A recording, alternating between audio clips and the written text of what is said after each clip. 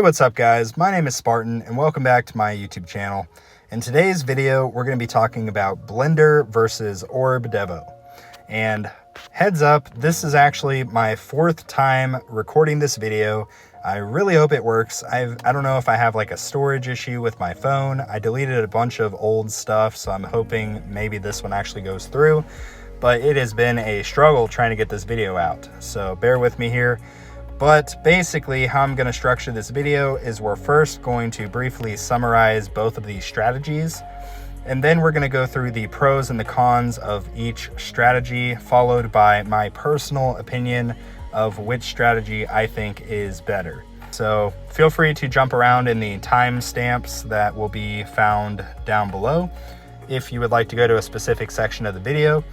Before we actually get kicked off with this, I'd like to say a huge thanks to each of you guys who have subscribed to the channel.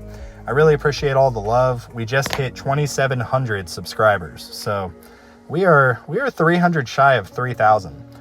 So huge thanks to all of you guys for subscribing to the YouTube channel, and maybe just double check and make sure that you're actually subscribed, because I've heard there's a glitch on YouTube where sometimes the button doesn't actually work. So maybe just double check and just make sure you're actually subscribed. And yeah, without further ado, let's go ahead and talk about these two strategies. So what is Blender? Blender is a farming strategy that revolves around knocking back enemies into your orbs and killing them with orbs. Orb Devo is a farming strategy that revolves around hoarding enemies around your tower and only killing them when your coin multipliers are all active. And I will say I do have comprehensive guides on both of these strategies that go into a lot more depth. So if you'd like to check those out, I will leave a link to my Orb Devo playlist and my Blender playlist down in the video description below, so that you guys can go check those out after this video. But let's go ahead and discuss the pros and the cons of Blender and Orb Devo. Let's talk about the pros first so we can start on a positive note. The biggest pro for the Blender strategy is that it is very, very AFK friendly. It's a type of strategy that you can really just set it and forget it at a certain point. It's also an overall well-balanced strategy in terms of both coin income and sell income. It has, relatively speaking, low base requirements in terms of actually getting started. And I would personally say that it is pretty much viable through most of the early and mid game. Obviously, at some point, a lot of guys will end up going into like glass cannon style builds towards the far late game. But for the early game and mid game, Blender is definitely a viable strategy. Now let's briefly touch on the pros for Orb Devo. So I will say the list is a little bit shorter for Orb Devo, but the pros are equally valuable, if that makes sense. And the number one biggest pro for running Orb Devo is the sheer amount of coin gains you will experience compared to running the Blender strategy. With Orb Devo, obviously there are some different factors that kind of play into this, like your enhancements, your coin multiplier labs, how upgraded your ultimate weapons are, as well as the cooldowns for those ultimate weapons. But generally speaking, people who run Orb Devo can make upwards of 10 times what they would make in coins from the Blender strategy. So that's definitely a considerable pro there. Another pro about Orb Devo is that there are so many different variations of Devo style builds that you can run. There's like S-Max, there's Orbless, there's Max Devo, there's a Chain Lightning Spotlight Devo that I saw, and it looks kind of cool. There's just so many different variations of the Devo strategy that you can do, and I find that to be pretty interesting. But that is going to cover the pros of Blender and Orb Devo. Let's briefly talk about the cons for the two strategies, because these are also pretty important things to consider. Let's talk about Blender first.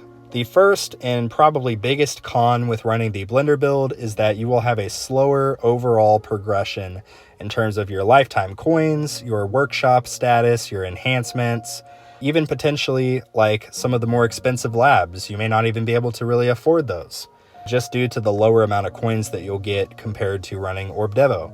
That is a considerable sort of consideration to make with the Blender build. But honestly, that's pretty much the only con that I see with the Blender build. So let's just talk about Orb Devo now. The biggest, hands down, drawback with Orb Devo is that you will suffer a little bit in tournaments at the start whenever you first start running Orb Devo. And the reason for that is because when you're running Blender, obviously you basically just strive to max everything out. You're using free upgrades.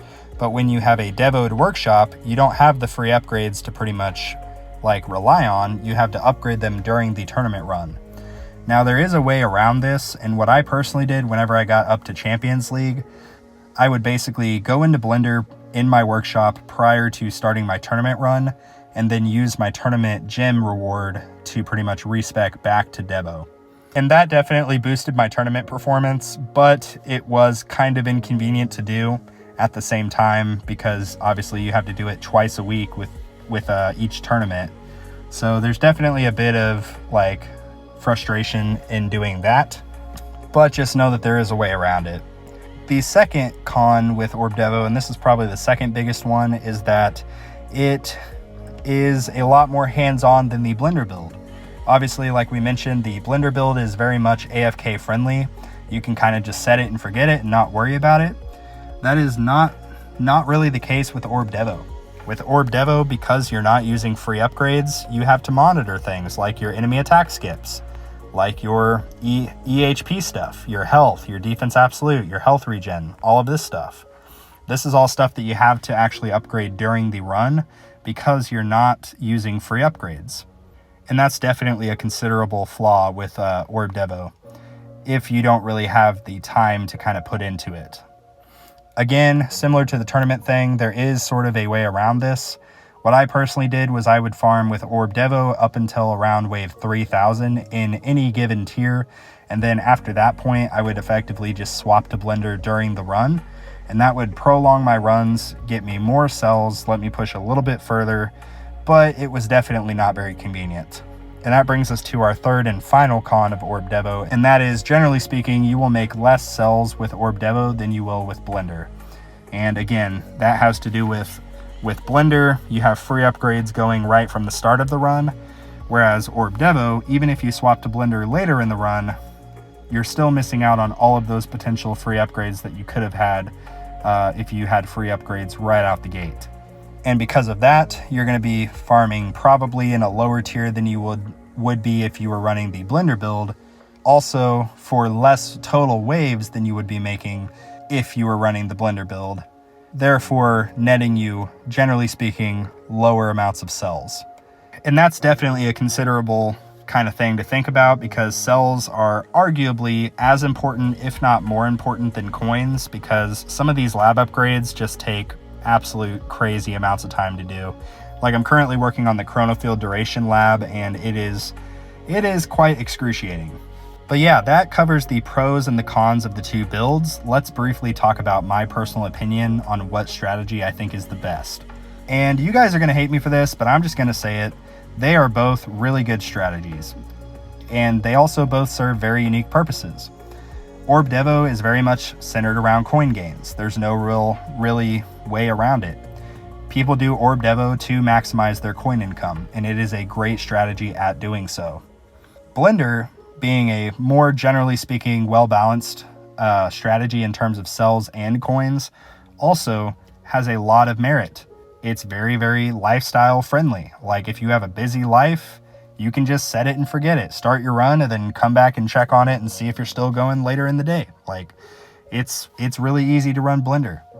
So both of these strategies, although they are both really great and serve very unique purposes, if I had to choose one and I could only farm with this strategy and that would be what I did for the rest of my time playing this game, which would I choose? I personally would choose Blender. And the reason for that, honestly, comes down to the whole lifestyle thing.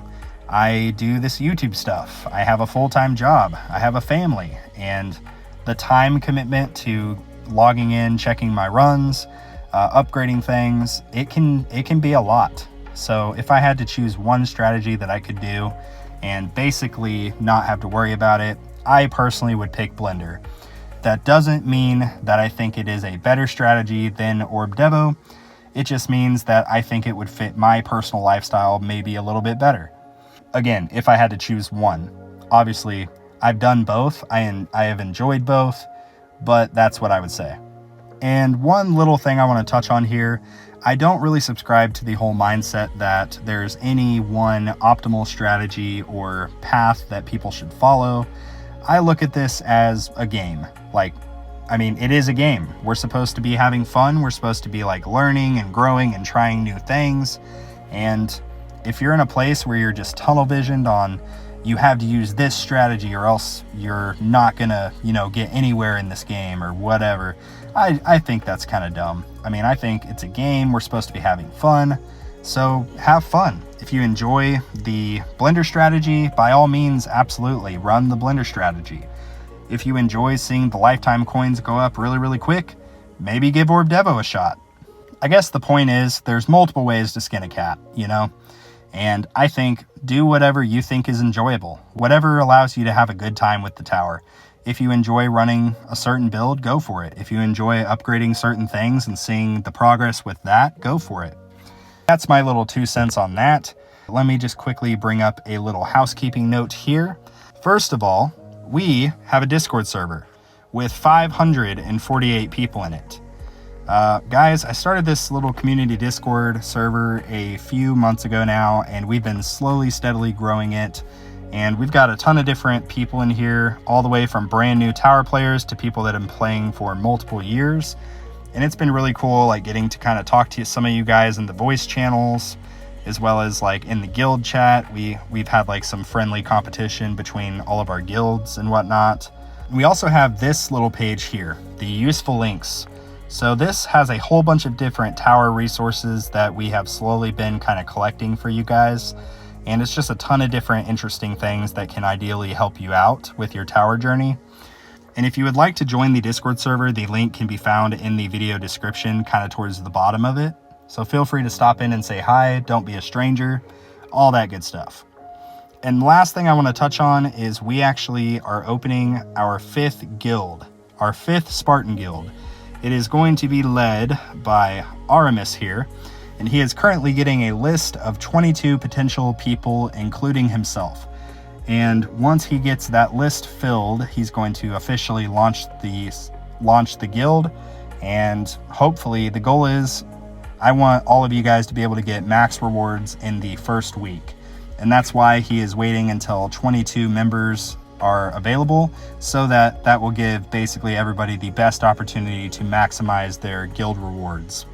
So if you're interested in joining the guild, feel free to join the Discord server and reach out to either myself or the Aramis guy here. You can basically just type a message here in the looking for a guild text channel, and either myself or Aramis will get you all squared away. But yeah, that is actually going to wrap up today's video. I really hope that you guys enjoyed this, and if you did, maybe consider subscribing to the channel, as well as leaving a like or a comment. It really does help me out with this whole YouTube algorithm thing. But anyway, I'm gonna leave it at that. Thank you guys so much for watching, and like always, I will see you guys later.